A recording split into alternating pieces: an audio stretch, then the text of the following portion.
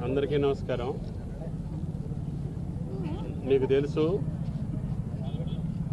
మొన్నటి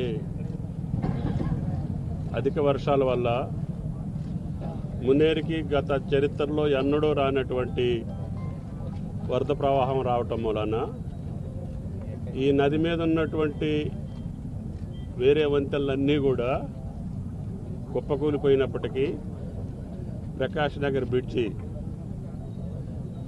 ఆ వరద తాకిడికి ఉన్నటువంటి కొన్ని 9 స్పాన్లు ఉన్న పొజిషన్ నుంచి పక్కకి జరగటం జరిగింది. దాన్ని గమనించినటువంటి అధికారులు వెంటనే దీనికి ప్రత్యామ్నాయంగా కింద నుంచి కాజ్వేని ఏర్పాటు చేసి వెంటనే రాకపోకలకు అంతరాయం లేకుండా చేయటం జరిగింది. ఈ స్పాన్లు మళ్ళీ యథాతథంగా కూర్చోబెట్టడానికి కొత్త టెక్నాలజీతోటి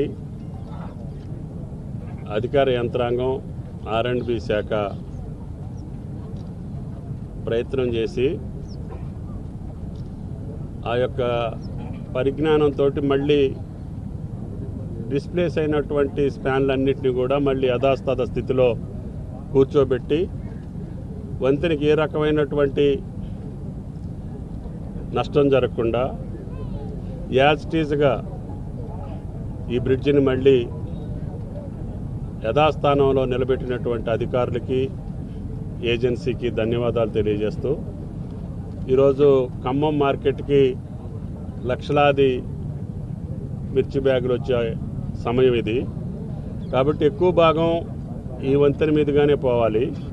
దీని మీద రాకపోకలు లేకపోతే చుట్టూ తిరిగి రావటం కానీ కింద నుంచి ఆ కాజ్వే మీద రావటం ఇబ్బందికరంగా ఉందని చెప్పి మార్కెట్ వర్గాలు అదేవిధంగా రైతాంగం కోసం దీన్ని వెంటనే రాకపోకలకు అనువుగా ప్రారంభించి ఇంకేదైనా ఫినిషింగ్ వర్క్స్ ఉంటే రైలింగ్ కానీ కలరింగ్ కానీ ప్యాచ్ వర్క్ కానీ ఏజెన్సీ దగ్గరుండి పూర్తి చేయాలని చెప్పి విజ్ఞప్తి చేస్తూ రేపటి నుంచే దీని మీద రాకపోకలు ప్రారంభించాలని చెప్పి అధికారులను ఆదేశిస్తారు.